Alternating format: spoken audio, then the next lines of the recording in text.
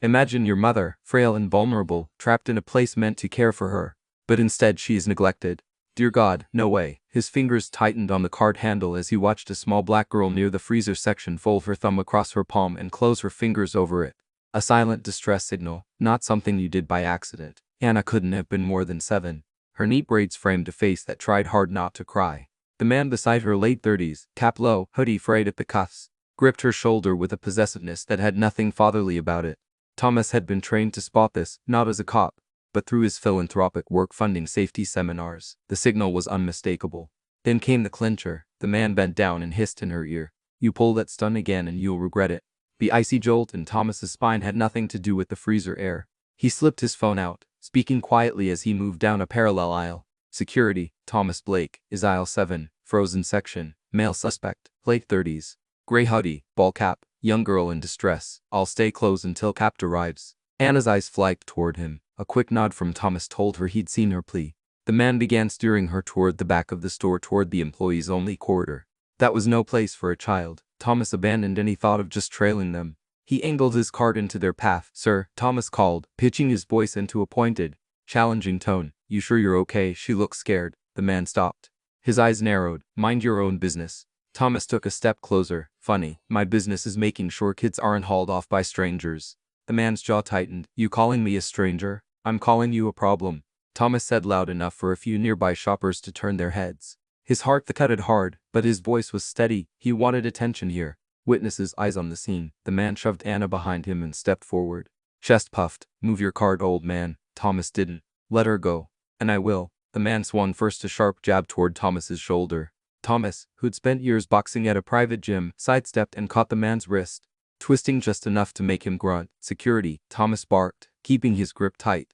The man tried to yank free, but Thomas pivoted, using his own body weight to drive the man back against the freezer door. A box of frozen waffles rattled inside from the impact. Anna darted out from behind the man and clung to Thomas's jacket.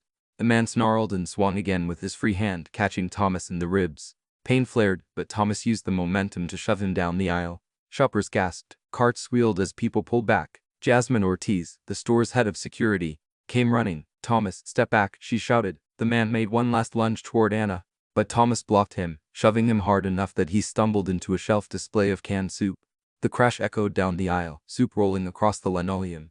Jasmine slipped between them, baton ready. Back off, she ordered the man. From the front of the store came the rising wail of sirens. The man froze, his breath heavy, eyes darting from Thomas to the crowd gathering at the aisle's end. This isn't over, he spat, but the fight drained from his posture.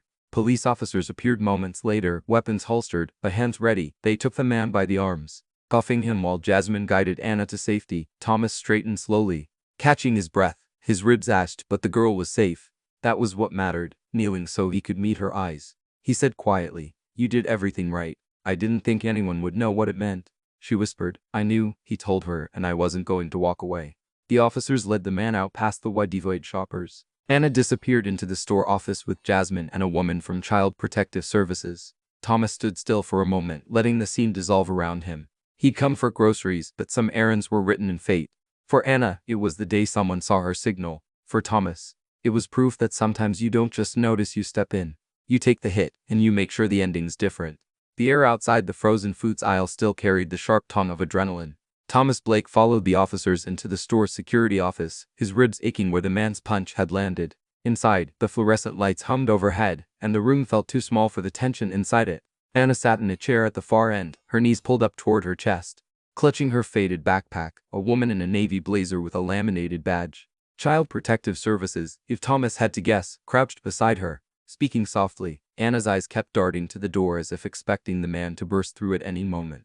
Jasmine Ortiz stood near the desk, scribbling notes on a clipboard. She looked up when Thomas entered. You all right? I've been hit harder, he said, managing half a smile. You didn't have to put yourself in the middle of it. Yes, Thomas replied quietly. I did. He walked over to where Anna sat. The CPS worker glanced at him, reading his intent, then stepped aside. Anna's eyes met his for the first time without fear blocking them. Is he gone? She asked. He's not coming back, Thomas said. The police have him. You're safe here. Her shoulders sagged. A small release of the weight she'd been carrying. But Thomas knew safety wasn't something a child reclaimed instantly. It had to be proven moment by moment. One of the officers, a tall man with a deep southern drawl, stepped in. Mr. Blake, can we get your statement now? We've got the suspect in custody, but we'll need your account to press charges. Thomas gave them everything. The hand signal, the threat he overheard, the man's attempt to take Anna toward the employee corridor, the physical altercation. He didn't leave out that he'd struck back. I wasn't going to let him get her through that door, he said, his voice steady. The officer nodded. Understood. You probably bought us the time we needed to get here. Jasmine tapped her pen on the clipboard. Anna, sweetie, can you tell us where you were before you came into the store? Anna hesitated, her small hands twisted in the fabric of her backpack. We were at a park. I was with my mom. I went to the swings and then she trailed off, swallowing hard. Then he grabbed me. Thomas's jaw clenched. Kidnapping from a public park in broad daylight. It was the kind of crime that sent ripples through a community. The CPS worker's voice was calm but firm. Anna, you don't have to say more right now. You're safe and your mom's on her way. At that, Anna's eyes lit with a fragile hope. Thomas stayed until the officers confirmed her mother was en route, escorted by police from her neighborhood. He didn't know why he lingered. Maybe it was the way Anna had looked at him in the aisle. Or maybe it was the ghost of his own family's loss years ago when his niece had disappeared for 3 days before being found. Those memories still woke him some nights. When the door finally opened again, a woman burst in mid-30s, hair in a messy bun, eyes wide with panic.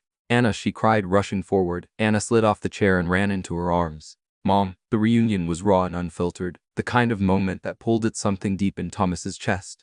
The mother rocked her daughter, whispering words Thomas couldn't catch. One of the officers explained the basics: that a suspect was in custody, that they'd need statements later, that CPS would help ensure everything was secure at home. When the mother finally looked up, her gaze landed on Thomas. You helped her. She helped herself, Thomas said gently. She gave the signal. I just made sure someone saw it. Tears welled in the woman's eyes. Thank you. I don't know how to. You don't have to, Thomas said. Just take her home. Outside, the parking lot was calmer than it had any right to be after what had happened inside. The man who had taken Anna was long gone, locked in the back of a cruiser on his way to booking. Shoppers pushed carts, loading groceries into trunks, unaware that in aisle 7, a life had shifted course. Thomas walked toward his car, the autumn air cool against his face. He wasn't expecting company, but Jasmine caught up to him before he reached the black sedan. You did the right thing, she said. Not everyone would have stepped in like that. I just reacted.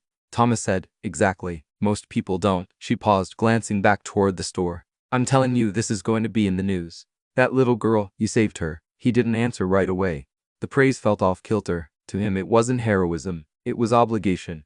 He opened the car door and looked back only once before getting in. Anna was standing just outside the store now, her mother's arm around her. She gave him a small wave. He lifted his hand in return.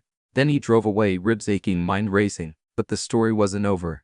Thomas knew enough about the world to understand that a man bold enough to snatch a child in daylight might not be working alone. The police would dig, questions would surface, and if there was more danger out there, he had a sinking feeling this wouldn't be the last time Anna's life or his own crossed paths with it.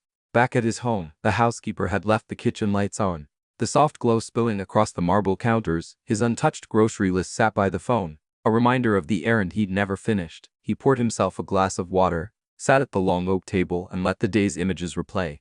The signal, the threat, the shove, Anna's small hands gripping his jacket. Some deals in life were signed with ink, others were sealed with bruises and the knowledge that you'd stepped between danger and someone too small to fight it. He leaned back, staring at the ceiling. Somewhere out there, a girl was home in her own bed tonight because he'd been in the right aisle at the right time.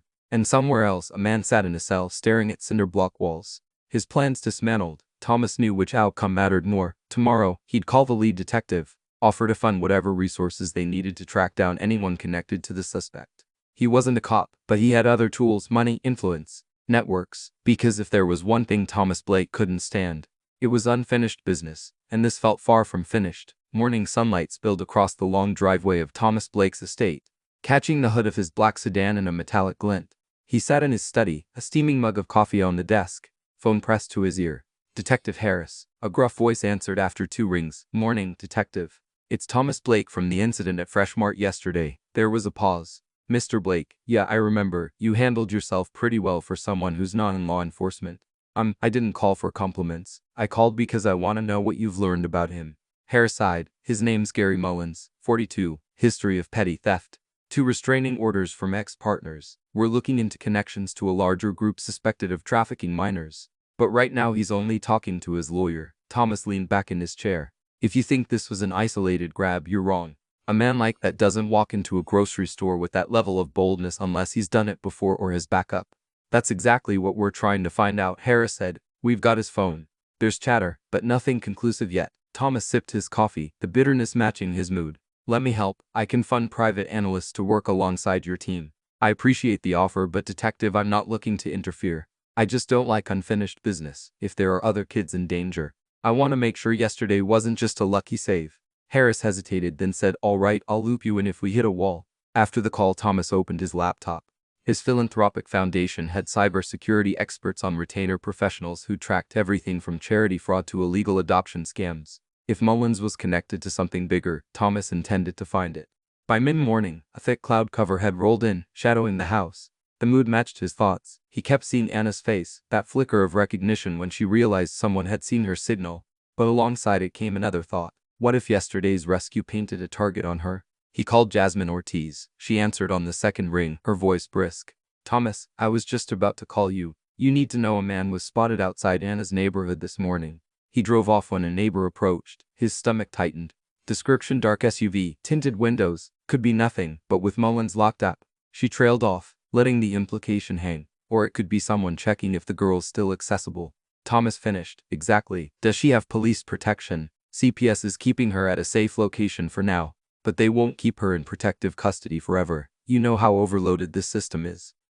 Thomas stood, pacing to the window. Rain had begun to fall. Tracing slow paths down the glass. Send me the contact for her caseworker.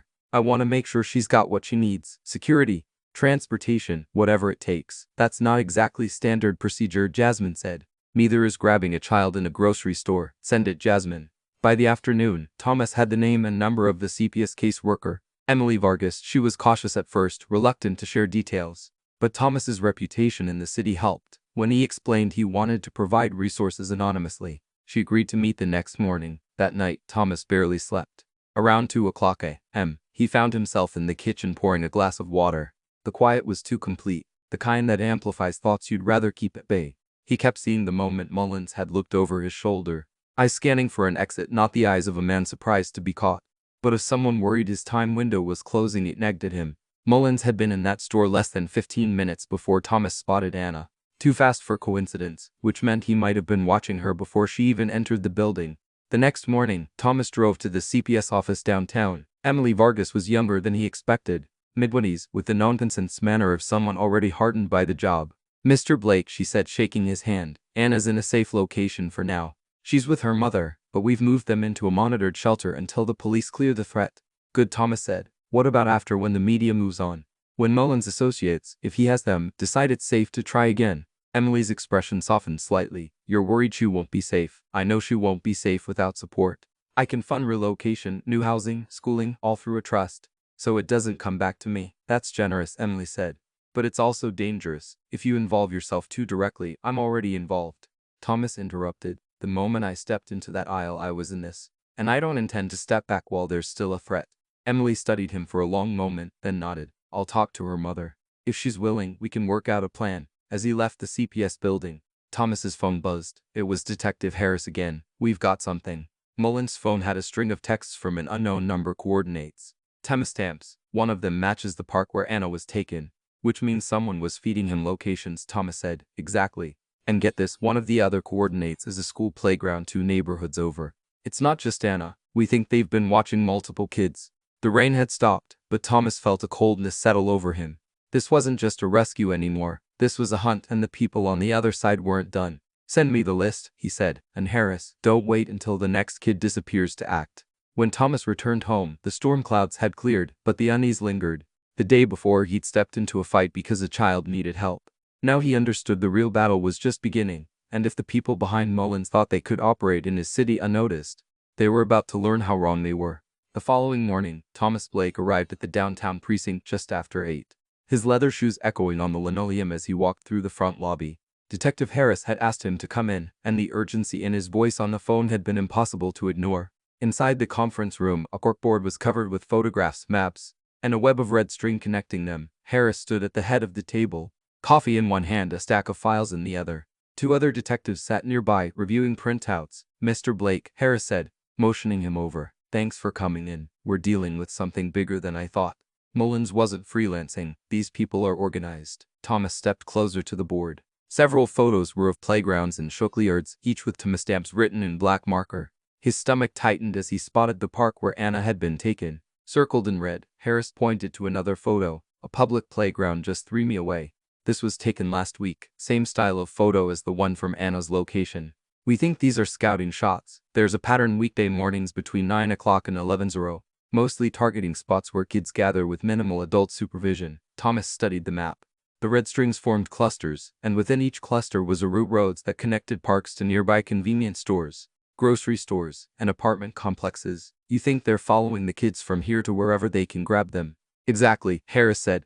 We've been running plates on cars seen in multiple locations. 2 matches so far. One belongs to Mullins. The others are rental paid in cash. Thomas frowned, meaning whoever's behind this knows how to stay invisible. Harris leaned in, lowering his voice. We've got a team running surveillance on the remaining locations we think are next. But manpower is limited. If they move fast, we might miss them. Thomas didn't hesitate. Then let me put private security on it.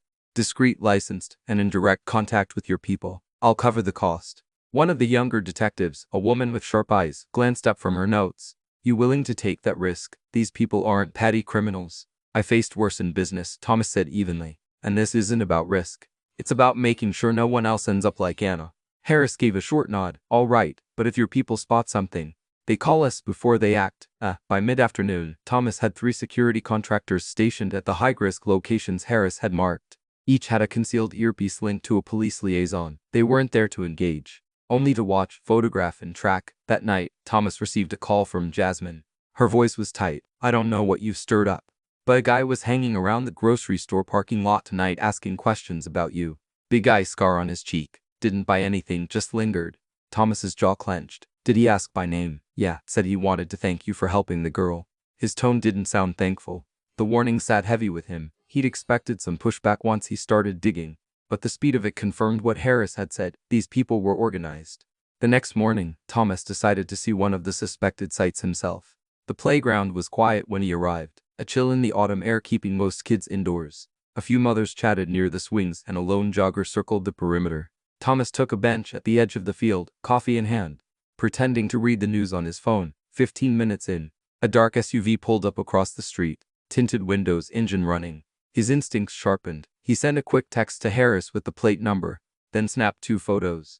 The driver's window rolled down slightly, just enough for Thomas to see the faint outline of a man inside. The SUV didn't move for nearly 5 minutes. Then, as suddenly as it had arrived, it drove off. Thomas stayed another half hour before leaving, keeping his tail in the rearview mirror. He saw nothing, but the SUV was burned into his mind. Back home, he found a message from Harris waiting. Plate comes back to another rental. Same company as the last one. Thomas stared at the text. Thinking about Anna, he promised her she was safe, but the truth was, safety was a moving target, and the people after her weren't going to stop until they were forced to. That evening, he met with Emily Vargas again at a small cafe near the CPS office. She looked tired but determined. Anna's mother agreed to the relocation plan, she said. We can have them in a new place within a week, but it's not going to be enough if these people keep looking. Thomas nodded. Then we'll make it more than a relocation. New IDs, new school enrollment, a full year's rent covered anonymously. They'll be ghosts by the time we're done. Emily hesitated. And you think that will keep them safe? I think it'll make them harder to find, Thomas said. And right now, that's the best we can do. As he left the cafe, Thomas's phone buzzed again. This time it was one of his security contractors. Sir, we've got movement at Site 2, dark SUV, tinted windows. 2 men inside, one just took photos of the playground. Police are on the way. Thomas quickened his pace to his car. The hunt had begun in earnest, and now it was a race to find the watchers before they found another child. He tightened his grip on the steering wheel as he pulled into traffic. This was no longer about stepping in by chance. It was about staying in deliberately until the network behind Mullins was torn apart, and Thomas Blake was prepared to go as far as it took. The rain was falling in a steady curtain when Thomas arrived at the second surveillance site. It was a small neighborhood park tucked behind a row of modest houses. The kind of place where parents felt comfortable letting their kids roam between the sandbox and the basketball court. Tonight though, the swing swayed empty in the damp wind and the only movement came from the black SUV parked across the street. He slowed his car, keeping 2 vehicles between himself and the target. Through the droplets on his windshield, he could see the SUV's front seat occupied by 2 men, one wearing a baseball cap low over his eyes, the other holding a phone angled toward the playground. They weren't hiding the fact that they were taking photos. Thomas reached for his earpiece. This is Blake. I've got visual confirmation. 2 males, late 30s to 40s. SUV, tinted windows, plate unconfirmed, but likely a rental. They're photographing the park. We're zapped, the voice of Harris crackled back. 2 minutes out. Don't engage. Understood, Thomas replied, though his grip on the steering wheel tightened.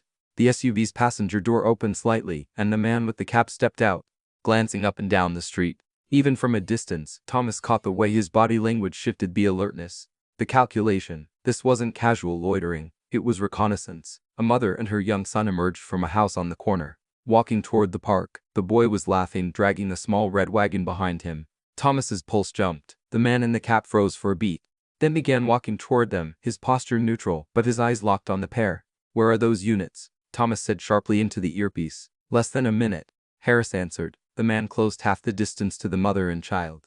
Thomas made a choice. He opened his car door, stepping out into the rain. Hey, he called across the street, his voice carrying over the hiss of water on pavement. You lost? The man stopped, turning toward him. The passenger in the SUV leaned forward, watching. Thomas took another step into the street, the water soaking through his jacket. I asked if you're lost. The man's face shifted into something between a smirk and a warning. Mind your own business, old man. Funny, Thomas said. I keep hearing that lately, and I keep ignoring it. The sound of sirens began to rise. Faint, but growing. The man heard it, too. He turned toward the SUV, but Thomas moved faster, closing the space between them. He planted himself in the man's path, just long enough to force hesitation. The SUV's engine roared to life. The passenger shouted something Thomas couldn't catch, and the man in the cap bolted for the vehicle.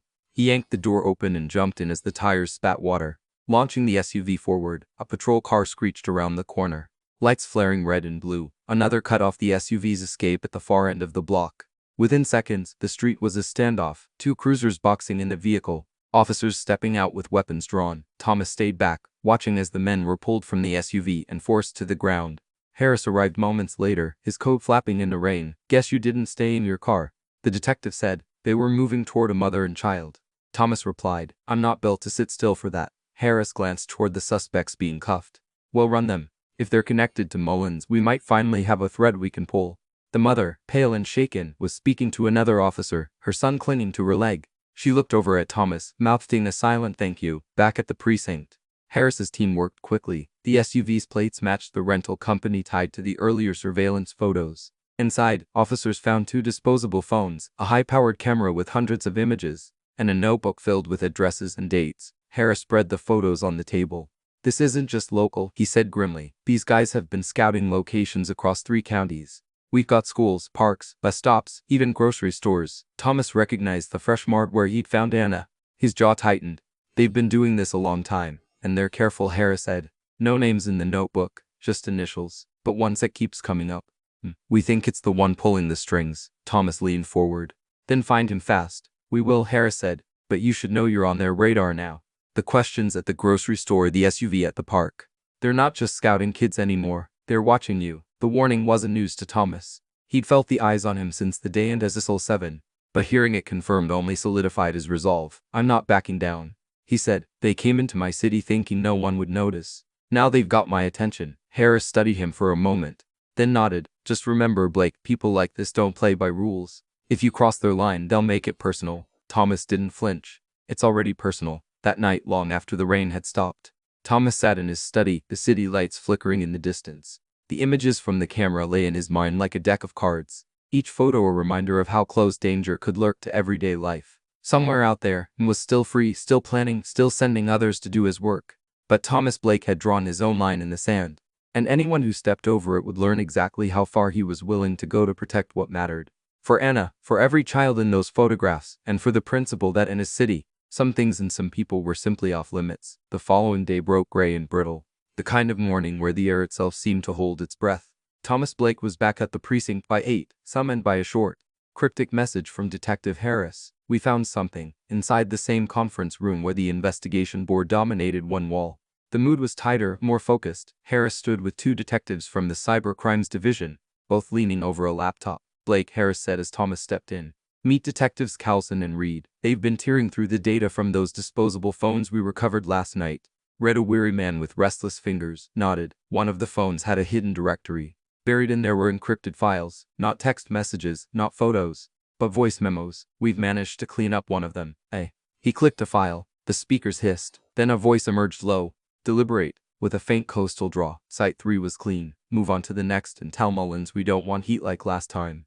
Thomas straightened. That's not just an underling, that's someone giving orders. We think so too, Harris said. And the metadata on the audio gave us something else. A location tag from when it was recorded. Not perfect, but it points to an office complex on the edge of the city. Mostly small import-export companies, cash-heavy, light on oversight. Thomas's mind began to turn.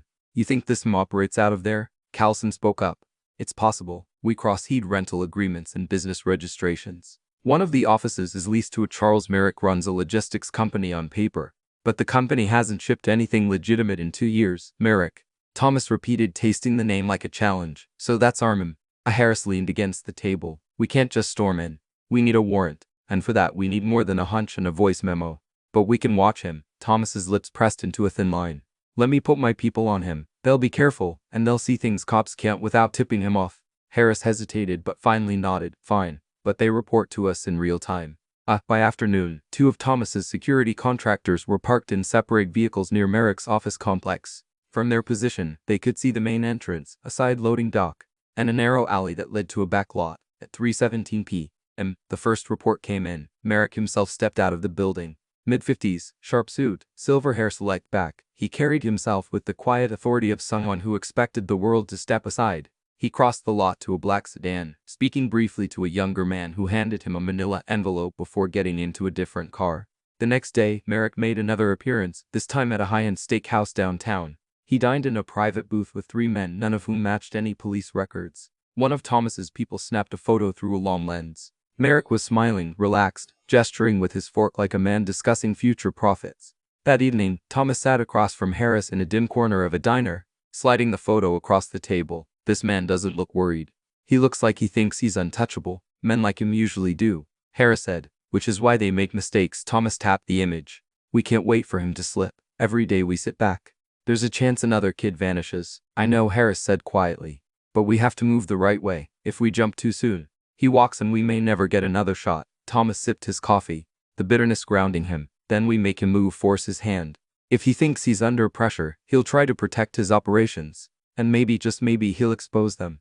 Harris's brow furrowed. You're talking about baiting him. I'm talking about sending him a message, Thomas said, one that makes him think someone inside his circle is talking. By the next morning, the plan was set. Harris's tech team created a fake police memo carefully worded to suggest an informant had identified Merrick as the head of a trafficking ring. The memo was printed on standard letterhead, folded twice, and accidentally dropped where one of Merrick's junior employees would find it. It didn't take long. That afternoon, Merrick emerged from his office, looking sharper, angrier, his phone glued to his ear. He paced near the loading dock, speaking in clipped sentences. Thomas's surveillance team caught one phrase clearly. Find out who's talking tonight. That night, one of Harris's unmarked cars tailed Merrick to a warehouse on the industrial side of town. The building's windows were blacked out and 2 men stood at the entrance, checking anyone who approached. From their vantage point down the block, Thomas and Harris watched through binoculars. Merrick went inside, staying for nearly an hour before leaving alone. No one else emerged. We need to get inside that building, Thomas said. Not without a warrant, Harris replied. Thomas didn't take his eyes off the warehouse. Then get one, because whatever's happening in there, it's the reason Anna's not the only child in danger. Harris lowered his binoculars. I'll get the paperwork moving, but Blake, you need to be ready. Once we go in, there's no going back. Merrick will know exactly who put him in the crosshairs. Thomas's jaw tightened. But I want him to know. As they drove away, the city's lights glittered in the distance. But to Thomas, they felt dimmer than they had a week ago. Somewhere behind those dark warehouse walls, children's lives were being calculated like inventory. And now, with a name, a face, and a location, Thomas Blake knew the fight was about to get dangerous. But it was also about to get personal in a way Merrick could never have anticipated. The warrant came through faster than Harris expected. By early evening, the paperwork was in hand, signed by a judge who had been briefed on the urgency of the case. The plan was simple on paper, a coordinated raid on Merrick's warehouse with officers at every exit and plainclothes units, ready to intercept anyone attempting to flee. In reality, Thomas knew it would be messy. He was in the operations van when Harris laid out the details. We go in quiet until we can't. We don't know how many are inside or how cooperative they'll be. Our priority is finding anyone being held against their will. That includes children. Thomas leaned forward. If you find kids, they'll need somewhere safe before the media gets wind of it. I'll cover transport and temporary housing. Harris gave him a quick nod. Noted, but once we breach, you stay in the van. Thomas didn't answer. They both knew that was unlikely. At precisely 8:04 p.m., the team moved.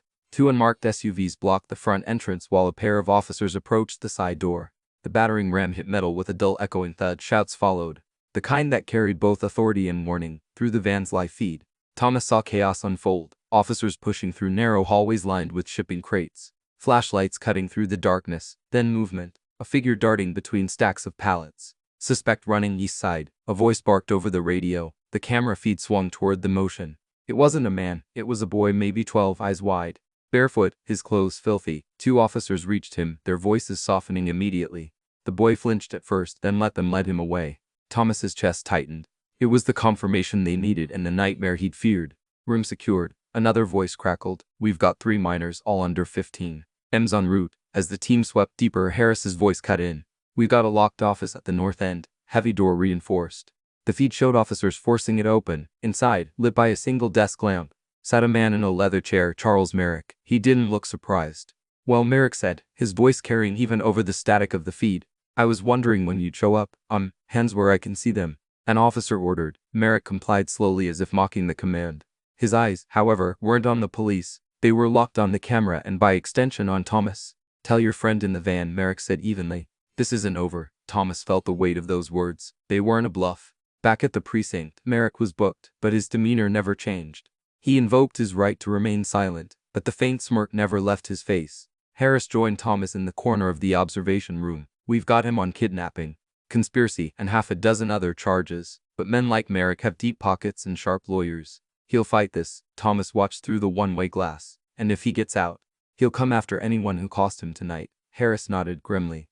That includes you. Later that night, Thomas went to the temporary shelter where the rescued children were being cared for. Anna wasn't among them. She was still safe in her relocated home, but the sight of the 3 boys sitting quietly in a warm room hit him harder than he expected. One was sipping cocoa like it was the first hot drink he'd had in weeks. A shelter worker approached. They're scared, but they're resilient. We'll make sure they get counseling. Safe foster placements. Thomas crouched beside the youngest, offering a reassuring smile. You're safe now. Nobody's going to hurt you again. The boy met his gaze, then looked away, clutching the blanket tighter. Driving home, Thomas couldn't shake Merrick's look from his mind.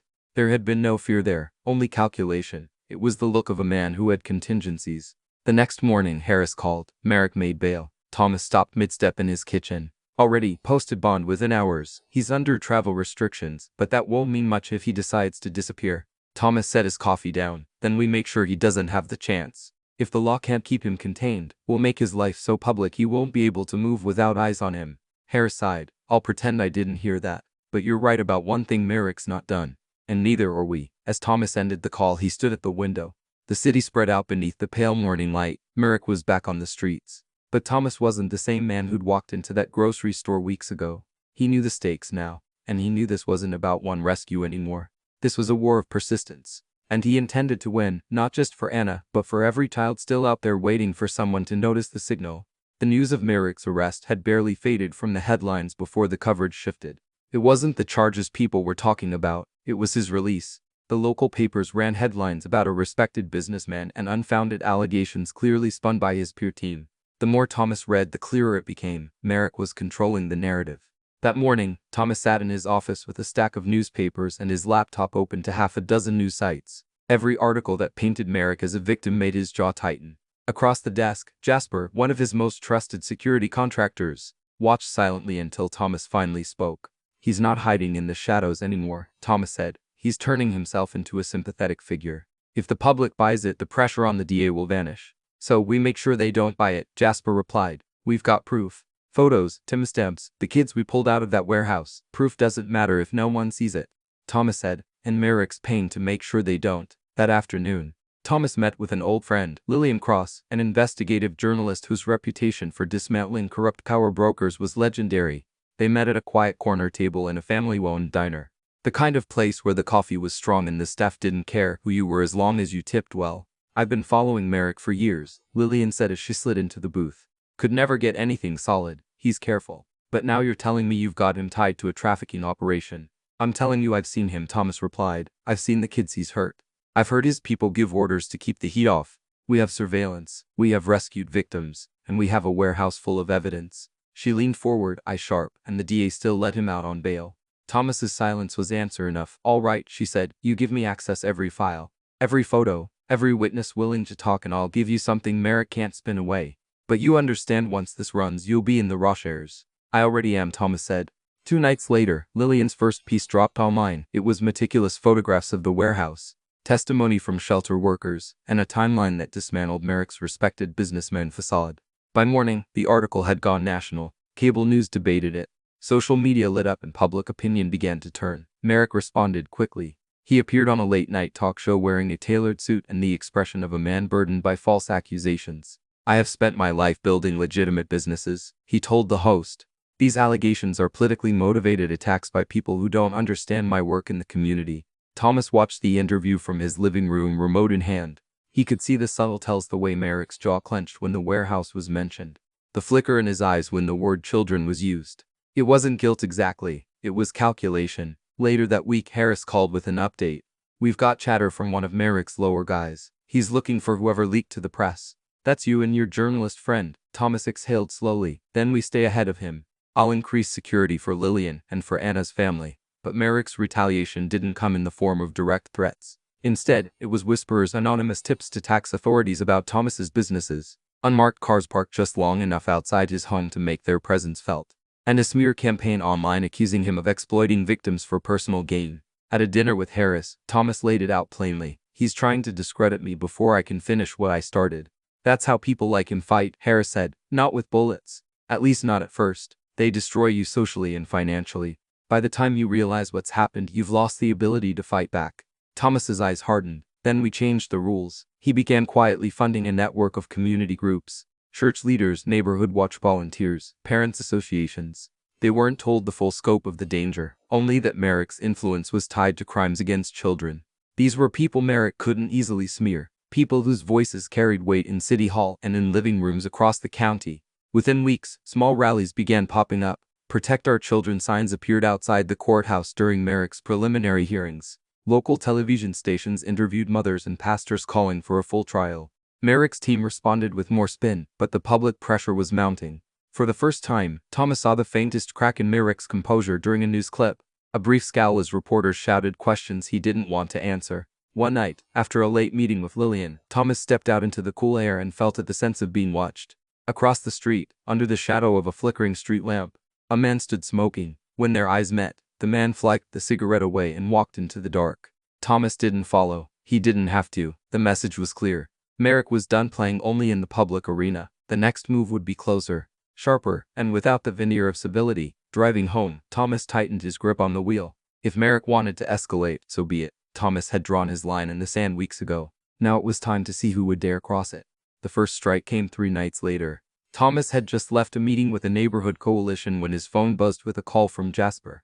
There was no greeting, just a clipped warning. You need to get to Lillian's place. Now, Thomas didn't ask questions. He was in his car within seconds, the engine growling as he sped through the empty streets. By the time he pulled up outside Lillian's apartment building, 2 squad cars were already there, red and blue lights washing over the brick facade. She was standing on the sidewalk in a sweater and jeans, her arms crossed tightly over her chest. Harris was next to her, speaking in a low voice. When Thomas approached, she looked up, and for the first time since he'd known her, he saw real fear in her eyes. They broke in, she said. I wasn't home, but they were thorough. Harris gestured toward the building. No forced entry. Either they picked the lock clean or they had a key. They didn't take anything valuable, at least nothing obvious. But they trashed her office. Files scattered, hard drive smashed. Thomas's mind raced. They were looking for the originals. Backup evidence. Exactly, Harris said. Which means they think the story can still be buried. Lillian managed a faint, bitter smile. They're wrong. I've got duplicates in 3 different places. That won't stop them from trying again. Thomas said, you're coming with me tonight. I'll set you up somewhere secure until we know more. Back at one of his private properties, a cabin 2 hours outside the city, Thomas poured Lillian a cup of coffee and sat across from her at the heavy wooden table. Merrick's message is clear. He's shifting from character assassination to intimidation. And next, it'll be personal harm. She didn't flinch. Then we hit him harder before he gets the chance. In the days that followed, Merrick's counters grew bolder. One of the shelter workers who testified to Lillian called Thomas in tears. A strange car had followed her home 2 nights in a row. A church leader who'd spoken at a rally found his business vandalized. The pattern was unmistakable. Merrick wasn't just targeting Thomas and Lillian. He was going after anyone who dared stand beside them. Thomas brought it to Harris, who rubbed a hand over his jaw. We can't prove it's Merrick's people without catching them in the act. But if we don't get him soon, good people are going to back down out of fear. That's what he's counting on, Thomas said. We need something that ties him directly to the intimidation. Something that forces the DA's hand. The opportunity came unexpectedly. Jasper, running surveillance near one of Merrick's suspected safe houses, spotted a familiar figure, the man with the cigarette, the one who'd been watching Thomas weeks earlier. This time, he wasn't alone. He was talking to a younger man in a black hoodie, and Jasper caught a few keywords through a direction on Mick. Lillian tonight, and delivered the warning. Within minutes, Harris had a team moving. They tailed the pair as they drove toward the city, stopping in an alley 2 blocks from Lillian's temporary safe location. The younger man retrieved a gas canister from the trunk. That was enough. Officers moved in, lights flashing, weapons drawn. The men didn't resist. In the trunk, along with the gas canister, was a burner phone. When forensic techs cracked it, they found a string of encrypted messages, all traced back to a number registered to one of Merrick's shell companies. It was the link they'd been waiting for. Harris called Thomas that night. "We've got him." The DA's greenlit additional charges: witness intimidation, conspiracy to commit arson. Merrick's going back into custody, and this time bail's off the table. Thomas felt the first real breath of relief in weeks, but it was tempered by reality. He's not going to stop, Harris. Men like him fight to the last move they have. Then we make sure his last move is in a courtroom, Harris replied. When Merrick was brought in, the spectacle was very different from his first arrest. Reporters shouted questions, flashbulbs popped, and protesters lined the courthouse steps. This time, the signs didn't just say, "Protect our children." They had his name on them. Merrick must pay. Inside, Thomas stood in the back of the hearing room, watching as Merrick was led to the defense table. Their eyes met briefly, and Thomas saw no smirk this time, only a cold, simmering hatred. The judge read the new charges, denying bail outright. Merrick's lawyer whispered urgently to him, but Merrick didn't respond. His gaze stayed fixed on Thomas until the bailiff led him away. Outside, Lillian joined Thomas on the courthouse steps. "You think this is the end?" she asked. "It's the beginning of the end," Thomas said, "but until the verdict comes in, we keep pushing. He's cornered now. That makes him dangerous." At night, back at his penthouse, Thomas stood by the window, looking out at the city. The skyline glowed against the dark, indifferent sky. Somewhere out there, Merrick's network was already trying to regroup. Thomas knew they'd come again in one form or another. But now Merrick was no longer a shadow in the background. He was a man in chains, and soon, with the right pressure, he'd be a man with no way out. For the first time since Anna had given that desperate signal in the grocery store, Thomas allowed himself to believe that justice, real unshakable justice, might actually be within reach. The weeks leading up to Merrick's trial were a blur of strategy meetings, court filings, and a constant undercurrent of unease. Even behind bars, Merrick's reach was felt. Witnesses reported receiving anonymous calls in the dead of night. One man found a bullet casing in his mailbox. Another had his dog poisoned. Harris and his team worked around the clock to trace the threats. But as always, they stopped just short of tying them directly to Merrick. Thomas sat in his office late one night, the city lights sprawling beyond the glass. A wall across from his desk was covered in a timeline. Dates, locations, photos, red string connecting people and events like a web. Merrick's name sat in the center, a black circle that every thread led to. Jasper walked in holding 2 mugs of coffee and set one down in front of him. "You're staring at it like it's going to confess," Jasper said. "It already has," Thomas replied quietly. "We just need the jury to see it. Then we make it impossible to look away," Jasper said. "The DA's got the evidence. Lillian's got the story. You've got the faces of the people he's hurt. Put them all in the same room, and Merrick's done." The next day, Thomas met with the DA, a sharp-eyed woman named Ella Corbett. She had the kind of presence that could silence a room without raising her voice. "I'm not going to sugarcoat it," she said. "Merrick's defense will be brutal. They'll attack every witness, twist every statement, and do everything to shift the jury's attention away from him. Our job is to keep their focus where it belongs." Thomas leaned forward. "Then we hit him from every angle, show the jury the money trail, the shell companies, the intimidation, the warehouse, and we make them look at those kids. Really look at them." Corbett nodded. "The emotional weight will matter, but so will the credibility of the witnesses. If even one person looks unsure, the defense will pounce." They agreed on a plan. Lillian would testify about her investigation and the intimidation she faced. Shelter workers would describe the state of the rescued children, and Thomas himself would take the stand to recount what he saw the day Anna sent her signal and everything that followed. As the trial date approached, the courthouse became a fortress. Security was doubled. Metal detectors were added at every entrance. The press swarmed outside, their cameras trained on anyone connected to the case. Protesters and supporters clashed on the steps, their chants echoing off the stone facade. On the morning of jury selection, Thomas arrived early. He stood at the back of the courtroom, watching potential jurors file in. Some looked nervous, others curious. Merrick sat at the defense table in a dark suit, his posture immaculate, his expression unreadable. When his eyes met Thomas's, there was no greeting, just the same cold defiance as before. Over the next few days, the courtroom became its own battleground.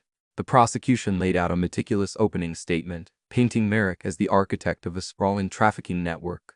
The defense countered with a narrative of a successful businessman framed by political enemies and opportunists. When Lillian took the stand, she spoke with controlled precision. "I followed the money," she told the jury. "I spoke to people who were too afraid to speak before, and every path led to Charles Merrick." She described the break-in at her apartment, the smashed hard drives, the surveillance. The defense tried to paint her as biased, but she didn't waver. Next came the shelter workers. Their testimony was harder to hear, accounts of malnourishment, fear, and the long process of rebuilding trust with children who had been treated as property. More than one juror shifted uncomfortably in their seat. Finally, it was Thomas's turn. As he walked to the witness stand, he felt the weight of every moment that had brought him there. He told the story plainly: the grocery store, Anna's silent plea for help, the confrontation with her abductor, the investigation that unraveled Merrick's operation. He kept his voice steady, even when describing the warehouse and the children they'd rescued.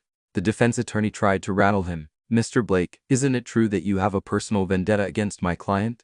That you've gone to great lengths to destroy his reputation?" "My only vendetta," Thomas said evenly, "is against people who hurt children." There was a quiet murmur in the courtroom. Even the judge's gaze lingered on Thomas for a moment before signaling the defense to continue. Outside the courthouse that afternoon, Thomas and Harris stood together, watching as reporters swarmed Lillian for quotes.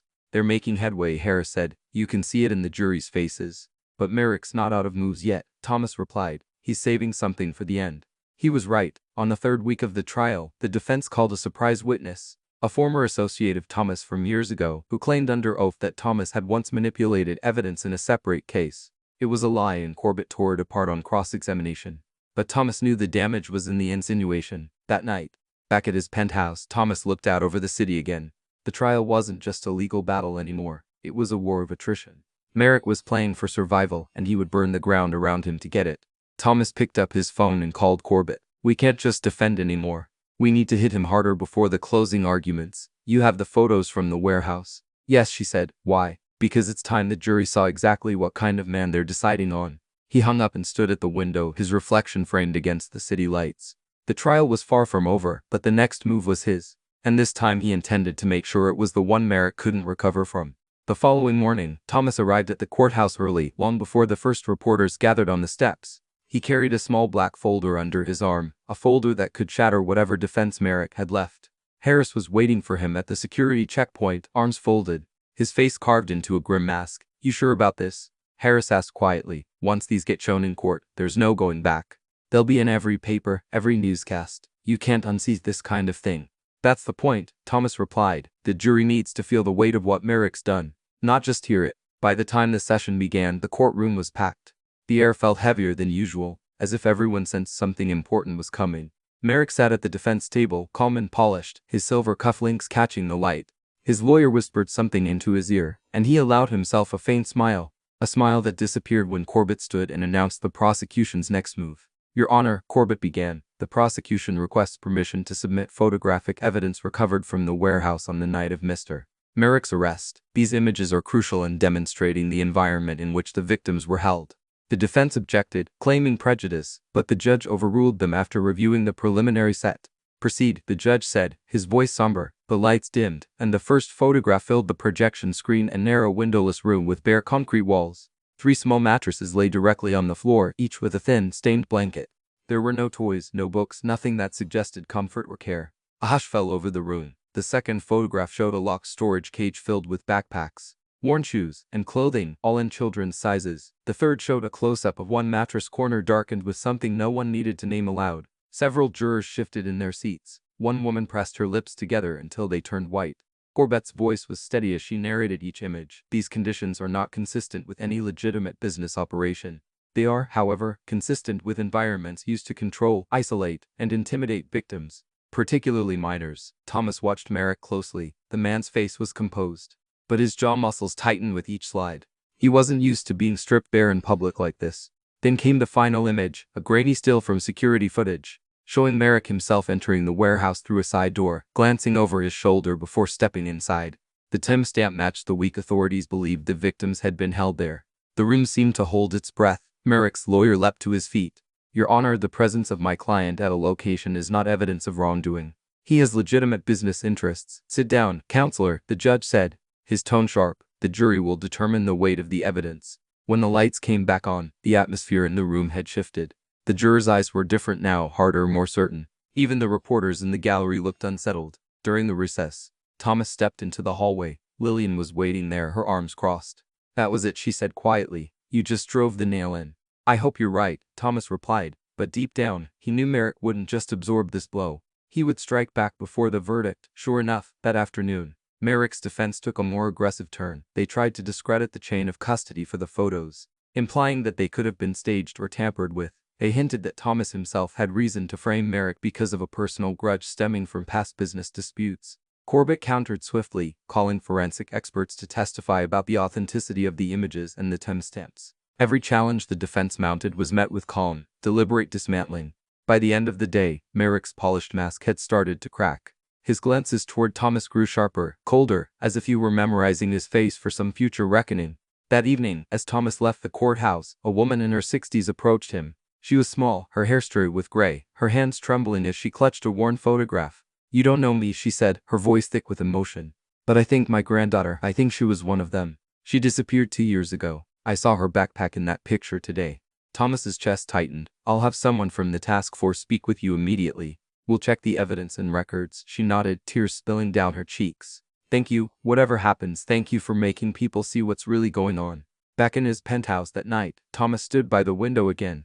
The city glittering below. The photographs had changed the game in court, but they'd also ripped open wounds for families who might never get closure. He poured himself a glass of water and stared out into the dark. Merrick's trial was no longer just about convicting one man. It had become a reckoning for an entire network of exploitation and silence. The doorbell rang unexpected at this hour. Thomas approached cautiously, glancing at the security feed. Jasper stood there, his expression grim. When Thomas opened the door, Jasper spoke without preamble. We've got a problem. One of our sources says Merrick's people are planning something before the verdict. Something big, and it's aimed at you. Thomas set the glass down slowly. Then we don't wait for them to come to me, he said. We take the fight to them. Jasper gave a tight nod. I've already started putting a plan together. As Thomas closed the door, he felt at the sharp edge of the coming storm. Merrick was cornered. Yes, but a cornered man with nothing to lose could be the most dangerous enemy of all. And this time, Thomas would have to be ready for more than courtroom battles. The night was heavy with summer heat, the kind that pressed against the skin and made the city feel restless. Thomas sat at his kitchen table with Jasper and Harris, a city map spread between them. The details of Merrick's trial still hung in the air, but tonight's conversation had shifted. This wasn't about the courtroom anymore. It was about survival. Jasper pointed to 3 red X's on the map. We've had sightings of Merrick's muscle here, and here, in the last 48 hours. Different faces, same habits, no eye contact, lingering in place too long. Scanning for someone. They're not tailing you directly, but they're circling. Harris leaned back, his voice low. That's recon. They're feeling out your routine. Next comes the hit. Thomas's jaw tightened. We make them think I'm following my routine. We give them the shot they want, but on our terms. Jasper smirked faintly. A bait job. Exactly, Thomas said. We stage an opening they can't resist. But we control the environment. Cameras, backup teams, full surveillance. We catch them in the act. Tie them directly to Merrick. It was risky. If anything went wrong, Thomas could end up dead before the jury even deliberated. But the alternative, sitting back and waiting for Merrick to make the first move, was worse. They spent hours working through the details. The location would be a parking garage near the courthouse, a place Thomas often used when testifying. The garage had multiple blind spots. Perfect for an ambush, but also perfect for hidden cameras. Jasper's team would secure the perimeter, blending in as random pedestrians or maintenance staff. Harris would have a SWAT unit on standby 2 blocks away. By dawn the plan was set. Thomas forced himself to sleep for a few hours, though it was the kind of restless sleep that kept him half aware of the ticking clock. The following afternoon, he played his part, leaving the courthouse after a meeting with Corbett. He walked the 2 blocks to the garage with no visible security. The late-day sun cast long shadows through the concrete structure. As he climbed to the 2nd level, the sound of his footsteps echoing, he reached his car and pretended to search for his keys. That's when he heard the faint scuff of shoes behind him, the change in the air that came when someone closed distance fast. Don't move, a voice hissed. Thomas turned slowly to find 2 men in dark hoodies, faces partially hidden. One held a short metal pipe, the other a stun gun. They weren't amateurs, their stances were balanced, their eyes locked on him. "You're going to send a message for us," the one with the pipe said. "Our boss says you've been too loud." Thomas kept his voice calm. "Your boss should have stayed in his cell." The man with the pipe took a step forward, and that's when the trap closed. A sharp whistle echoed through the garage, and suddenly, Jasper's voice rang out from somewhere above. Now, hidden lights flared on, blinding the attackers for a split second as shadows moved in from every direction. Harris's SWAT team swept in, weapons raised, their boots pounding against the concrete. The two men froze, realizing too late that they'd walked into a net. Within seconds, they were on the ground, hands zip-tied behind their backs. Harris strode forward, kneeling to pat one of them down. From the caretaker's pocket, he pulled a phone. "Let's see who's been giving the orders," he muttered. The phone was unlocked and opened to a message thread. The last text sent just hours earlier read, "Make it messy. He needs to know we can reach him anywhere." The sender's name was hidden, but Harris's tech team would trace it soon enough. Thomas exhaled slowly, the tension in his shoulders easing. Get them booked and keep them separate. No chance to coordinate stories. As they led the men away, Jasper joined him. That was close. If they'd been half a second faster. They weren't, Thomas said. "Now, let's make sure this points straight to Merrick." On that night, in a secure office Harris used for sensitive cases, the tech team cracked the phone's data trail. The instructions had come from a device registered to one of Merrick's legal consultants, a man who had been in and out of the jail dozens of times since Merrick's arrest, ostensibly for case preparation. The connection was damning. Corbett's eyes lit up when she heard, "This is gold. It's not just intimidation, it's attempted assault, conspiracy, obstruction of justice. The jury will see exactly what kind of man Merrick is, even behind bars." Thomas nodded, but there was no satisfaction in his expression. "He's still trying to win through fear. If he can't scare me, he'll scare the jury." Over the next few days, news of the attempted attack leaked. The media latched onto the drama. Key witness in Merrick trial targeted in garage ambush. Protesters doubled in number outside the courthouse, their chants growing louder. No deals, no mercy. On the morning Merrick returned to court, Thomas watched him closely. There was no charm in Merrick's expression now. No smug smile. His eyes were flat, calculating like a gambler who just lost a major hand but wasn't ready to fold. When Harris testified about the attack, the jury listened intently. The prosecution laid out the phone evidence, the connection to Merrick's consultant, and the timeline proving it was no coincidence. Merrick's lawyer tried to spin it, suggesting rogue actors or overzealous supporters, but the damage was done. The jurors had seen the photographs. Now they'd seen the lengths Merrick's circle would go to silence opposition. As court adjourned for the day, Lillian met Thomas in the hallway. "You've turned him into exactly what the jury fears, a predator who never stops hunting." Thomas gave a faint nod. "And we're not done yet." Because even as Merrick sat in that courtroom, Thomas knew the final battle wasn't about evidence or witness testimony anymore. It was about making sure Merrick never had the chance to rebuild in the shadows again. And for that, Thomas was ready to take the fight to places the trial couldn't reach. 3 days after the failed garage ambush, the tone inside the courthouse shifted. The prosecution had momentum, but Merrick's defense was quiet, too quiet. Thomas had been in enough high-stakes games to know silence wasn't surrender. It was the sound of a new play being set. That morning, as he stepped out of the witness waiting room, a young court officer intercepted him. "Sir, someone's requested a private word with you. Says it's about Merrick." Thomas narrowed his eyes. "Who?" The officer hesitated, then lowered his voice. "A man named Victor Hale. He says you know him from a long time ago." Thomas felt a faint cold recognition. Victor Hale was an old acquaintance from his early business days. A fixer with a reputation for making problems disappear. He drifted into Merrick's orbit years ago. If Victor was here, it wasn't to exchange pleasantries. He followed the officer to a side conference room. Victor was waiting, dressed in a tailored suit that looked like it had never seen a wrinkle. His hair was thinner now, but his eyes were the same. Calculating, unreadable. "Thomas," Victor said, standing to shake his hand. "It's been too long." Thomas didn't take the offered hand. "Say what you came to say." Victor smiled faintly, as though expecting the hostility. "I'll be direct. Merrick knows the trial isn't going his way. The jury's leaning against him. But dragging this through to a verdict, you know what that means? More press, more enemies, more danger for everyone." Thomas crossed his arms. "Danger is his business, not mine." Victor leaned forward slightly, lowering his voice. "He's prepared to make a deal. You ease up, testify to reasonable doubt, maybe soften your public statements. In exchange, he walks with reduced charges. He leaves the city permanently." Thomas stared at him, silent for a long moment. "You want me to help a predator walk free?" Victor shook his head. "Not free, just not buried under the prison. Think about it, Thomas. Trials like this, people get hurt. People you care about. Merrick's reach is long, even from a cell. You've seen that firsthand." Thomas stepped closer, his voice cold. "You tell Merrick this. The only deal I'm making is watching him in an orange jumpsuit until he dies. Victor's expression barely changed, but Thomas caught the flicker of something: disappointment.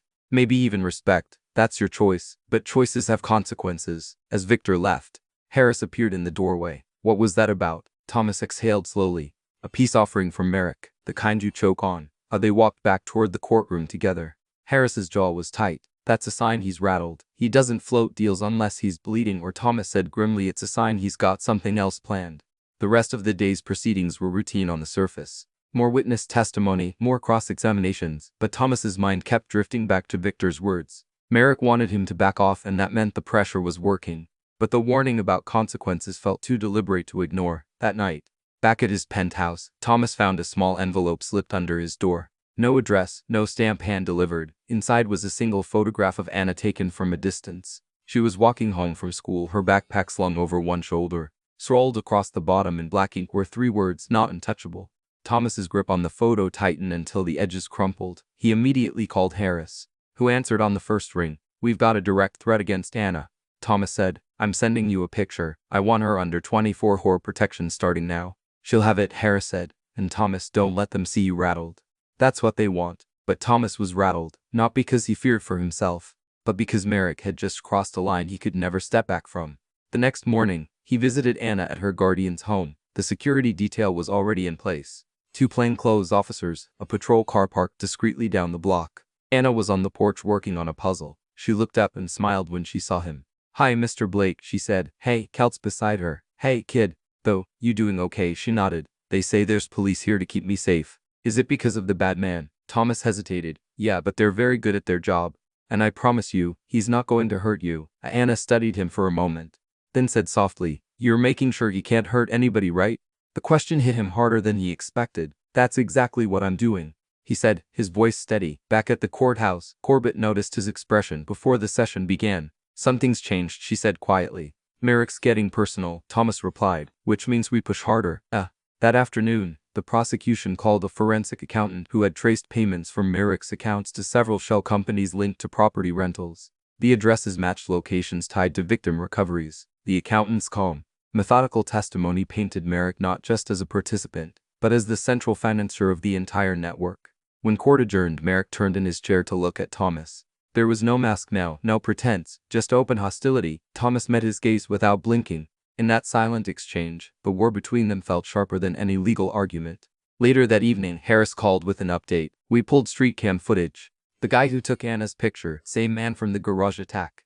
He was out on bail for less than 24 hours before this. Guess whose lawyer posted it? Merrick's, Thomas said flatly. Yep, we've got him on multiple violations now. I'll make sure the judge sees it first thing. Thomas hung up and stared out the window. The city lights reflecting in his glass. Merrick was accelerating, burning resources, taking risks. That meant the endgame was near. He thought of Anna's quiet question on the porch, and a single thought settled in his mind. This ends with Merrick losing everything. Not just the trial. Everything. The morning after Harris's call, the courthouse was buzzing before the doors even opened. Word had spread quickly. Merrick's associate from the garage attack had violated bail by targeting Anna. Reporters swarmed the steps, their questions loud and sharp, cameras flashing as Thomas stepped from his car. He ignored them, heading straight inside. In the judge's chambers, Corbett Harris and a deputy district attorney were already waiting. The judge, a stern woman with decades on the bench, wasted no time. Mr. Merrick's pattern of intimidation has escalated, she said. In light of the latest violation, his bail is revoked effective immediately. He will be remanded to custody until the verdict is delivered. Corbett didn't hide her satisfaction. This will send a strong message to the jury. Thomas said nothing, but inside the news felt like a crack in the wall Merrick had built. For the first time, Merrick wouldn't be walking out of the courthouse a free man, even temporarily. When Merrick was brought into the courtroom later that morning, the change was visible. Gone was the tailored suit. In its place, an orange jumpsuit and shackles. The murmur through the gallery was palpable. Thomas caught the flicker of rage in Merrick's eyes, though his expression quickly hardened into something colder. The prosecution seized the moment. They called Detective Harris to the stand to outline the chain of events. The garage ambush, the recovered phone, the threats to a protected witness. Each detail layered weight onto the image of Merrick as a man willing to break any law to protect himself. The defense objected repeatedly, claiming prejudice and irrelevance, but the judge allowed most of the testimony, citing it as evidence of Merrick's consciousness of guilt. During the lunch recess, Thomas stepped outside into the brisk autumn air. Jasper was waiting by the steps. The pressure's getting to him, Jasper said. Our contacts inside say he had an outburst in holding. Threatened to burn it all down if he loses. Thomas's jaw tightened. That means he's desperate, and desperate men make mistakes, or they make moves no one sees coming. Jasper replied. Back inside, the afternoon session hit Merrick harder. Corbett unveiled financial documents tying Merrick to offshore accounts, money funneled through multiple cutouts, ultimately paying for the leases on the warehouses where victims had been found. The prosecution's narrative was now ironclad. Merrick wasn't just connected to the operation, he bankrolled it. Merrick sat rigid, his fingers tapping an uneven rhythm on the defense table. When court adjourned, he was escorted out by 2 deputies, the chains at his wrists and ankles linking softly. Thomas watched him go, wondering if those were the last steps Merrick would ever take outside of prison walls. That evening, Thomas met Harris and Lillian at a quiet diner far from downtown. The place smelled faintly of coffee and grilled onions, the kind of spot where nobody looked twice at late-night meetings. We're close, Harris said, leaning over the booth table. The jury's seen enough to convict. I can feel it, but Merrick still has money moving somewhere. If we find it before the verdict, we can freeze it. Make sure he can't run things from inside. Lillian nodded. I've got a contact at Treasury who can help. But we'll need something concrete, an account number, a transaction we can link directly to him. Thomas thought for a moment. Victor Hale, he's still our missing link. He came to me with an offer because Merrick trusted him to broker it. That means he's in on the money. We squeeze him, we get what we need. The next day, Harris arranged for Victor to be picked up on an unrelated warrant, possession of unregistered firearms. It was enough to bring him in for questioning with outspoken Merrick. In the interrogation room, Victor tried to play it cool, leaning back in his chair. You think you've got leverage, he said with a smirk. Harris dropped a folder on the table. Inside were stills from the garage attack, bank records from a shell company Victor managed, and a signed affidavit from a witness linking him to Merrick's financial network. You're looking at conspiracy, aiding and abetting, obstruction, and more, Harris said. Or you give us Merrick's offshore structure and maybe you walk out of here in one piece. For a long moment, Victor said nothing. Then slowly he leaned forward. You take him down. You take all of us down. You sure you want that? Thomas stepped into the room then, his presence shifting the air. Victor, Merrick's going away no matter what. The only question is whether you go with him. Victor stared at him, the smirk fading. Finally, he scribbled something on a notepad. A series of numbers and letters. That's one of his main accounts. Cayman Islands. He keeps the ledger on an encrypted drive in his penthouse. Hidden compartment in his office desk. Harris took the note, his expression unreadable. You just made the smartest move of your life. That night, a warrant was secured for Merrick's penthouse. The raid was quick and quiet. Within an hour, they had the drive in evidence custody. Forensic texts confirmed it contained a complete record of Merrick's financial operations, including payments to his enforcers and bribes to officials. The following morning in court, Corbett introduced the ledger into evidence. The jury saw transaction after transaction, each a nail in the coffin of Merrick's defense. His lawyer's objections grew weaker, his arguments thinner. By the time court adjourned, Thomas could feel it in the air, the slow collapse of Merrick's empire. The man who once moved through the city untouchable was now chained, cornered, and bleeding, influenced by the hour. Outside the courthouse, the crowd of protesters had doubled.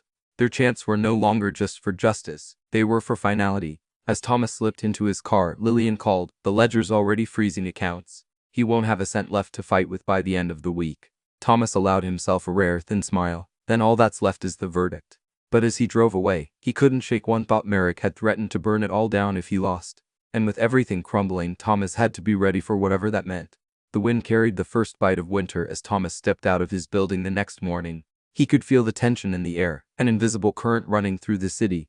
The papers were full of headlines about Merrick's financial collapse. Cable news replayed footage of him in chains, the orange jumpsuit a sharp contrast to the suits he once wore like armor. But Thomas knew it was far from over. Men like Merrick didn't go quietly. They exploded. At the courthouse, Harris intercepted him before security. We picked up chatter last night, he said, voice low, something about a final act. My team's digging into it. But if Merrick means what I think he does, it's going to be ugly. Thomas scanned the crowd of reporters and protesters outside. He's backed into a corner. That makes him dangerous. We stay ahead of him or we're going to be pulling bodies from the wreckage. Inside the courtroom, Merrick sat with a predator's stillness. His lawyer droned on in a cross-examination. But Merrick's eyes kept drifting toward Thomas. There was something almost calm in his expression. It wasn't resignation. It was the look of a man who had already decided how this was going to end. Midway through testimony, a commotion broke out in the gallery. A woman fainted, and as medics rushed in, Thomas noticed a man near the back slipping out a side door. He didn't match the regular faces, no press badge, no courtroom regulars familiarity. Instinct kicked in. He rose and followed, Harris just steps behind. They caught up with the man in the stairwell. Harris flashed his badge. Hands where I can see them. The man hesitated, then raised his hand slowly. Tucked in his waistband was a flash drive sealed in plastic. Harris confiscated it and passed it to Thomas. Looks like we just got an early Christmas present. In a secure office, a tech interrupted the drive. What appeared on the screen made Harris swear under his breath: building schematics, employee schedules, and delivery manifests for 3 separate locations tied to the case. One of them was the courthouse itself. This is it, Harris said grimly. He's going after the infrastructure, explosives, fire, something to derail the trial entirely. Thomas studied the files. These aren't random. These are choke points. You take these places out, you delay the trial for months. Maybe kill evidence. Maybe kill witnesses. They move fast. By nightfall, security at all 3 locations had been doubled. Bomb-sniffing dogs swept every hallway. Harris had plainclothes officers embedded in the courthouse overnight. Still, Thomas couldn't shake the feeling that they were chasing the wrong end of the snake. The next day, the trial resumed under a blanket of heavy security. Harris's men were everywhere, but Merrick seemed unfazed. During a recess, his lawyer approached Corbett with a smile that didn't reach his eyes. My client is prepared to make a statement, he said. The judge allowed it. Merrick stood, chains rattling slightly, and addressed the court. For months, I've been painted as a monster. You've been shown toward evidence, coached witnesses, and hearsay dressed up as fact. But the truth is this city needs me more than it knows. And when I'm gone, you'll see what fills the vacuum. The words hung in the air like smoke. Thomas saw jurors shift uncomfortably. Harris's knuckles whitened on the edge of the table. That night, Thomas returned home to find his apartment dark. He hadn't left it that way. He stepped inside cautiously, handed near the small pistol he kept in his coat. The faint smell of gasoline hit him first. In the center of the living room sat a metal canister with a digital timer glowing red. 5 minutes, he called Harris immediately. I've got a device in my place. Gasoline timer 5 minutes. Get out now, Harris barked. We'll handle it. Thomas left the building, his heart pounding. From across the street, he watched as the bomb squad arrived. They carried the canister out carefully, disarming it in the back of a van. Harris approached him afterward, his expression hard. This was personal. He's not just trying to delay the trial anymore. He wants you gone before the verdict. How? Thomas looked back at his apartment, the flashing lights reflecting in his eyes.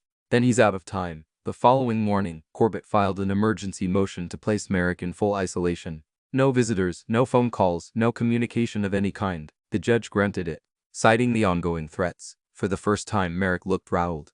But Thomas wasn't satisfied. He still got people on the outside. Cut off the head, the body still thrashes. We need to take out his lieutenants before he can give the order for whatever's next. Harris nodded. We've got warrants in motion. By tonight, his network's going to be in pieces. That evening, raids hit 6 locations simultaneously, safe houses, stash spots, and the private club Merrick had used as his command center. Dozens were arrested.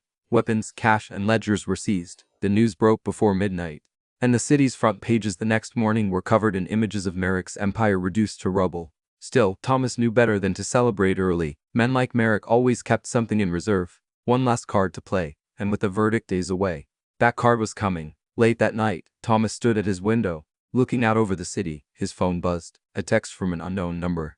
When the fire starts, don't say I didn't warn you. No signature, no location, just the promise of chaos. Thomas slipped the phone into his pocket and whispered to himself, then let's be ready when it does. The courthouse felt like a fortress the next morning.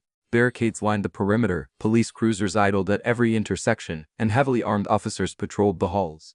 The text from the night before had turned every movement into a potential threat. Thomas arrived early, slipping past the press with Harris at his side. We've got the whole building swept twice already, Harris said. Dogs went through every floor. Nothing yet, but I don't like this. It's too quiet. Thomas nodded. Merrick's a showman. If he promised fire, it's not just a metaphor. Inside the courtroom, Merrick looked different. The calm mask he'd worn for weeks had been replaced by something sharper. Almost eager, his lawyer whispered to him, but Merrick kept glancing at the clock on the wall. Thomas caught it and felt his stomach knot. Harris noticed, too. He's counting down to something, Harris muttered under his breath. Testimony began as usual, but the undercurrent of tension was thick. Corbett presented the final piece of financial evidence, a transaction linking Merrick's Cayman account directly to a known arms trafficker. The jury leaned in, the gravity of it pulling the room tight. Merrick smirked. Thomas could see the twitch in his jaw, the restless energy of a man who knew something no one else did. At 10:47 a.m., it happened. The lights flickered once, twice, then went out completely. Gasps filled the darkened room, followed by the metallic groan of the emergency shutters sealing over the courthouse doors. The red glow of backup lights bathed the chamber in a dim, ominous hue. Harris's hand was on his radio instantly. Lockdown now over the muffled static. A voice came through. We've got smoke on the basement level. Possible incendiary. Thomas turned to Harris. He's not trying to escape. He's trying to destroy the building and the evidence inside. Panic spread quickly among the gallery. Merrick stood, raising his voice above the chaos. You think you've won? This whole trial, this whole spectacle, it's nothing without your precious evidence. And that, ladies and gentlemen, is burning as we speak. Harris shoved past two deputies to get to the side door. Stay here, he told Thomas. If this is a diversion, he's still got to play in here. But Thomas couldn't just sit. He slipped out another exit, moving through the shadowed corridors. The smell of smoke grew stronger as he descended toward the basement. A firefighter in full gear rushed past him, shouting into a headset. Thomas caught only fragments. Storage room spreading fast. Need suppression now. In the basement, he found the source. A rolling cart sat in the center of the evidence storage room. Engulfed in flames, papers, boxes, and digital drives were already catching. Through the smoke, a man in a maintenance uniform was moving quickly, pouring accelerant onto shelves. Hey, Thomas shouted. The man turned, and Thomas recognized him instantly. One of Merrick's security men from years back. He dropped the canister and charged. The two collided hard, Thomas slamming him into the metal racks. They grappled in the thick smoke, Thomas's lungs burning as he fought to keep the man from reaching the remaining canisters. Finally, Thomas drove a fist into the man's jaw, sending him sprawling. The sprinkler system kicked in, then water hissing down and steam rising as the fire began to die. Harris and two officers burst in moments later, weapons drawn. We've got him, Harris barked, hauling the arsonist to his feet. Back upstairs, the chaos was still rippling through the courthouse. Merrick sat calmly at the defense table, chains on his wrists. But the satisfaction in his eyes told Thomas everything. The fire had been his last move, his final attempt to erase the case against him, but it hadn't worked. The majority of the evidence had been moved to an off-site facility 2 days earlier. A quiet precaution Harrison Corbett had insisted on. Only backups and duplicates had been in the basement. When the lights returned and the shutters lifted, the judge ordered an immediate recess. Outside in the hallway, Corbett met Thomas and Harris. The evidence is safe. He failed. Thomas glanced back toward the courtroom doors. He succeeded in showing us just how far he's willing to go. And that means he'll try again before the verdict. That night, Thomas couldn't sleep. The city outside was quiet, but the image of the smoke-filled basement kept replaying in his mind. He thought of Anna, how close she'd come to danger, how Merrick had tried to burn away her chance at justice. At 2:13 a.m., his phone buzzed again, a message from the same unknown number. The fire was just the beginning. Thomas stood at his window, the dark street stretching out below. If Merrick was right, the real battle wasn't about to end. It was about to ignite. The morning after the fire, the city felt taut, like a cable pulled to the breaking point. The courthouse still stood, but the sense of invulnerability around the trial had cracked. News anchors spoke of an attempted destruction of justice, while Merrick's lawyers claimed it was all a coincidence, another smear against their client. Thomas knew better. So did Harris. They met in the secure briefing room at the precinct. The walls lined with tactical maps and evidence boards. Harris pointed to a cluster of photographs Merrick's remaining associates, each circled in red. We've swept up almost everyone, but there are still 3 we haven't touched. These are his inner circle, the ones who can still carry out orders. If Merrick's planning something before the verdict, it'll come through them. Thomas leaned over the table. Then we cut them off before they move. Today, by mid-morning, tactical teams were in motion. The first arrest went smoothly. A man named Kier caught leaving a storage unit filled with unregistered weapons. The second was messier. Lena Vargas tried to ram a police barricade before surrendering. But the third target, a weary ex-mercenary named Quinn, vanished hours before the raid. That's bad, Harris said grimly when the call came in. Quinn doesn't run unless he's running towards something. And he's not the type to leave the city without a job to finish. Thomas's phone buzzed with a message from Lillian. We need to talk, urgent. They met in the back booth of a coffee shop near the river. She looked pale, her hands trembling slightly as she slid a small recorder across the table.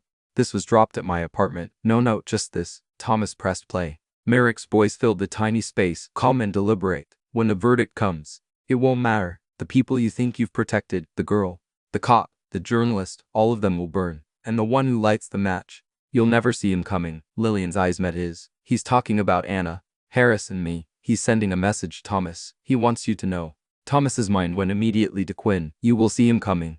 We just have to know where to look. The next 48 hours became a blur of surveillance footage, phone records, and dead ends. Then just before dawn on the second day, a lead broke. A security camera caught Quinn near a derelict warehouse in the industrial district. Harris mobilized a team and Thomas insisted on going along. The air was sharp with cold when they arrived. The warehouse loomed against the gray sky, its windows black with grime. They breached quietly, moving through the dusty shadows. In the far corner, Quinn stood over a large crate, its lid pried open. Inside was a bundle of plastic-wrapped charges wired to a timer. "Step away from it, Quinn," Harris ordered, his weapon raised. Quinn smirked, the kind of grin that didn't reach his eyes. "You're too late. It's already set." Thomas moved in, circling slowly. "Where's the target?" Quinn tilted his head. "You think I'm going to hand that to you? You've been chasing Merrick like he's the game. He's just the smoke. The fire's somewhere else." Thomas lunged, slamming Quinn against the crate. Harris was there in a second, cuffing him while another officer disarmed the explosives. The timer read 31 minutes. Back at the precinct, interrogation went nowhere. Quinn was a professional. He knew exactly how much to say without giving them anything useful. Then, just as the clock ticked past midnight, a call came from courthouse security. Someone had breached the underground parking structure, leaving a vehicle abandoned near the judge's reserved space. Harris and Thomas arrived to find the SUV empty, engine still warm. In the back seat was a single photograph Anna taken from a distance as she walked home from school 2 days earlier. On the back, scrawled in thick black marker, were the words, "Final witness." Thomas felt a cold fury settle over him. Merrick wasn't just threatening the girl. He was telling Thomas exactly what would break him. "We move her now," Thomas said. "Tonight, no publicity, no official channels. Somewhere only we know." By dawn, Anna was in a safe house 3 counties over, guarded by a team Thomas trusted with his life. He stayed with her that first night, reading to her until she fell asleep, the soft rhythm of her breathing the only thing holding back the storm in his chest. The trial resumed under even heavier guard. Merrick's demeanor hadn't changed. If anything, he looked more self-assured, as though the chaos outside was proof of his control. But Thomas saw something else, a glint in Merrick's eyes every time Anna's name was mentioned. The satisfaction of a man who believed his reach was limitless. Harris leaned in as they sat at the prosecution's table. "If we nail him, it's over for good, but if he walks, he's not walking," Thomas said, his voice low and certain. "Not this time, not ever." The day's proceedings wrapped with the prosecution resting its case. Tomorrow, the defense would begin, and whatever Merrick had left to play, Thomas knew it would come fast and hard. That night, back in the safe house, Thomas stood at the window watching the dark stretch of road beyond the trees. Somewhere out there, Merrick's last move was waiting, and when it came, Thomas intended to be ready not just to block it, but to end the game entirely. The sky over the city was the color of steel on the morning the defense began. A cold wind swept the courthouse steps, sending scraps of newspaper skittering past the barricades. Thomas arrived before sunrise, Harris at his side, both men moving with the awareness that this was it the day Merrick would either fall or slip through their fingers. The building was swarming with uniformed officers, plainclothes agents, and federal marshals. Every entrance had been checked twice, every bag scanned, every hallway patrolled. Inside, the courtroom was silent except for the shuffle of papers and the creak of the old wooden benches. Merrick sat at the defense table, impeccably dressed in a charcoal suit despite the restraints at his wrists. His lawyer, Caldwell, rose with deliberate calm. "Ladies and gentlemen of the jury, you've been shown a story, a fiction carefully woven by the prosecution. My client has been portrayed as a monster, but I will show you that he is a victim of lies, betrayal, and overreach." Thomas sat stone-faced, watching Merrick as Caldwell paraded witnesses meant to cast doubt on every piece of evidence. A former employee claimed the warehouse had been rented for storage of surplus goods. A former associate insisted the financial transactions were standard international business. Each time, Corbett dismantled the testimony with surgical precision, exposing contradictions and lies. But Merrick didn't flinch. He wasn't trying to win with facts. He was waiting for something, his real play. Halfway through the day, the bailiff handed the judge a sealed envelope. The judge read it, frowned, and called for an unscheduled recess. Harris leaned toward Thomas. "That's not normal." They followed the judge into chambers where Corbett was already reading the note. It was short, typed, unsigned. "If the verdict is guilty, people will die. You've been warned." Along with it was a grainy photo of the courthouse from across the street taken just that morning. The judge's face was pale. "Do we halt proceedings?" "No," Thomas said firmly. "That's exactly what he wants. If we stop now, he wins. We finish this." Security doubled as court reconvened. Snipers took positions on nearby rooftops, and every juror was quietly briefed without being told the full scope of the threat. Still, Thomas could see the tension in their faces. The defense rested by late afternoon. The judge instructed the jury, and they filed out to deliberate. The courtroom emptied slowly, but Thomas stayed in his seat, staring at Merrick.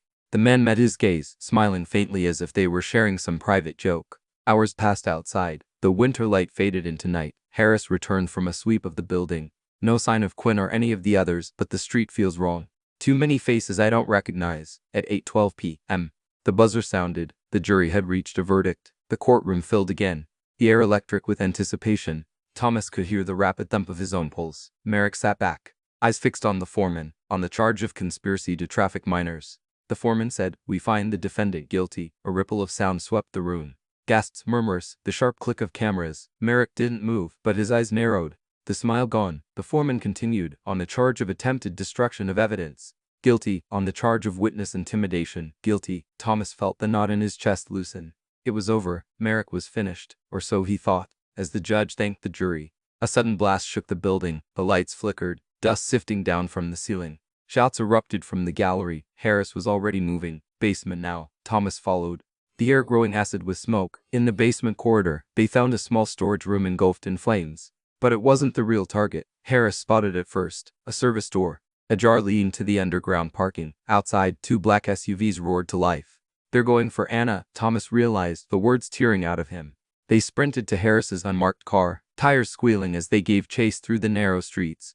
The SUV split at an intersection. Harris took the left, Thomas the right. His headlights caught the glint of a rear bumper ahead, weaving through traffic. He closed the distance, ramming the SUV's side. It swerved, clipping a parked van, and skidded to a stop. Thomas was out before the engine died, yanking open the rear door. Anna was inside, wet but unharmed, a gag half loose. The driver lunged, knife flashing, but Thomas caught his wrist, twisting hard until the blade laddered to the pavement. Sirens wailed in the distance as Harris's voice came over the radio. "Other vehicles down. We've got their guy." Minutes later, Anna was back in the protective custody of the marshals, bundled in a blanket, whispering a soft thank you that Thomas would remember for the rest of his life. By the time they returned to the courthouse, Merrick was gone from the defense table, already being transferred to a maximum security facility. He didn't look back as they let him out in chains. Later, standing on the courthouse steps, Thomas looked out at the city. The case was over. The verdict was in, but he knew the fight against men like Merrick never really ended. Somewhere in the shadows, another was already waiting. Harris came to stand beside him. "You did it," he said simply. Thomas shook his head. "We did it. And we keep doing it because if we stop, they win." The cold wind swept through again, but this time it carried something else. The quiet, stubborn weight of justice served, and for tonight, that was enough. The story of Thomas, Anna, and Merrick reminds us that justice is not a single victory, but an ongoing battle. Evil often wears the face of power, influence, and charm, and it will fight hardest when it knows its end is near. The lesson is clear. Protecting the innocent demands courage that does not waver, vigilance that does not rest, and the will to stand firm even when the cost is personal. True justice is earned not in the quiet moments, but in the storms we refuse to run.